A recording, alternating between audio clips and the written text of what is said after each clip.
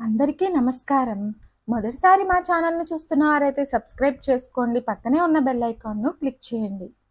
విముక్తికై ప్రయత్నం తప్పనిసరి. ఏ సిద్ధాంతము ఆత్మను ఎట్లా సంసారంలో చిక్కుకుందో దానికి జవాబు తృప్తికరంగా అందించలేదని బాధపడనవసరం లేదు. అద్వైత శాస్త్రం ప్రకారం మాయ ఎట్లా ఆత్మను బంధించిందో, మాయ ఎట్లా కారణమైందో అనే విషయాన్ని పక్కన పెడదాం. తెలిసి ఎవ్వరూ మాయలో పడడం లేదు. అయినా మాయాజాలంలో చిక్కుకున్నాం. మాయ ఇంద్రజాలమని అంటున్నాం. జాలం అంటే వల. నిజమైనది నిజమైనట్లు తోపింపచేసే అబద్ధమైనది మాయ అని తెలుసు.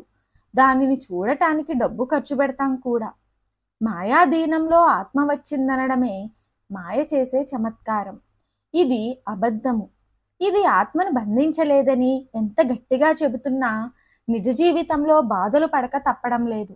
ఇంద్రజాలకుడు చూపించే చమత్కారాల వల్ల కొంత ఆనందం కలుగుతోంది, కానీ మన మాయ దుఃఖాన్నే కలిగిస్తోంది.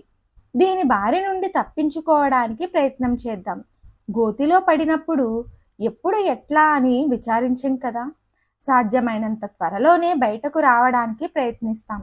కనుక ఈ శరీరం ఎట్లా వచ్చింది, ఈ సంసారం ఎట్లా వచ్చింది, మాయ ఎట్లా బంధించింది మొదలైన ప్రశ్నలు వేసుకొని తలబద్దలు కొట్టుకోవడం కంటే దీని నుండి విడుదలకై ఇప్పటి నుండి ప్రయత్నం చేయడమే మన వంతు చేయవలసిన పని.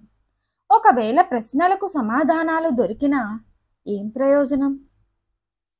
ఈ వీడియో చూసిన ప్రతి ఒక్కరూ కామెంట్ బాక్స్లో జై జై శంకర, హరిహర శంకర అని టైప్ చేయండి. అలాగే మా ఛానల్కు కొత్తగా వచ్చిన వారైతే సబ్స్క్రైబ్ చేసుకోండి. పక్కనే ఉన్న బెల్ ఐకాన్ను క్లిక్ చేయండి. మా వీడియోను లైక్ చేయండి, షేర్ చేయండి, కామెంట్ రూపంలో మీ అభిప్రాయాన్ని తెలియచేయండి.